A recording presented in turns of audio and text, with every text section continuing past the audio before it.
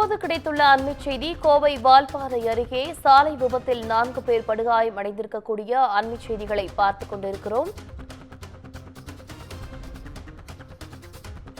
பொள்ளாச்சி வால்பாறை பகுதியில் சாலையில் சென்று கொண்டிருந்த கார் புளிய மரத்தின் மீது மோதிய விபத்தில் 4 பேர் படுகாயம் அடைந்துள்ளனர். கூடுதல் விவரங்களோடு இணைகிறார் செய்தியாளர் மார்ட்டின் ராஜா. வணக்கம் மார்ட்டின் ராஜா, விபத்து குறித்தான முழு விவரங்கள் என்ன?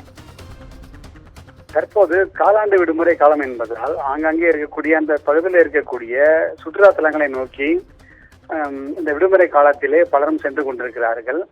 கோவை மாவட்டம் பொள்ளாச்சி அடுத்திருக்கக்கூடிய வால்பாறை நோக்கி சென்று கொண்டிருந்த இன்று மாலை ஒரு காரானது அங்கே அங்கலக்குறிச்சி அருகே சென்று கொண்டிருந்த பொழுது வேகத்தடையிலே வேகமாக ஏறி சென்று போயிருக்கிறார்கள். அந்த வேகத்தடை அங்கே இருக்கக்கூடிய அறிகுறிகள் எதுவுமே இல்லாததாக சொல்லப்படுகிறது. அதனால் அவர்கள் வேகமாக சென்ற கார் அங்கே வேகத்தில் இருப்பதை தெரிந்து கொள்ளாமல் அவர் வேகமாக சென்ற காரணத்தால் அங்கே கட்டுப்பாட்டை இழந்து அருகே இருக்கக்கூடிய புளிய மரத்தில், சாலை ஓரத்தில் இருக்கக்கூடிய புளிய மரத்தில் கார் மோதியதாக கூறப்படுகிறது. இதனால் அந்த காரில் பயணம் செய்த தாய், தந்தை மற்றும் இந்த குழந்தைகள் அடிபட்டிருக்கிறார்கள்.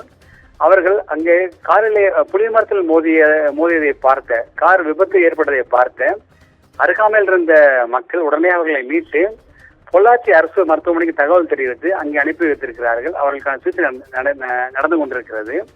இவர்கள் 4 பேருக்கும் அதிகமான பாதிப்பு என்பது இல்லை என்று கூறப்படுகிறது. எனினுமே இந்த சுற்றுலா செல்லக்கூடிய பயணிகள் அவர் செல்லும் பாதைகளிலே இது போன்ற வேகத்தடைகள் இருக்கக்கூடிய இடங்களை நெடுஞ்சாலைத்துறையினர் அதற்கான அந்த அடையாள குறியீடு போட வேண்டும் என்றும் தெரிவித்திருக்கிறார்கள். எனவே அடுத்து அங்கே இருக்கக்கூடிய ஒவ்வொரு சுற்றுலா தலங்களுக்கும் செல்லக்கூடிய பகுதிகளில் அந்த வேகத்தில் இருக்கும் அடையாளம் போட வேண்டும் என்றும் அந்த கோரிக்கை விடப்பட்டிருக்கிறது.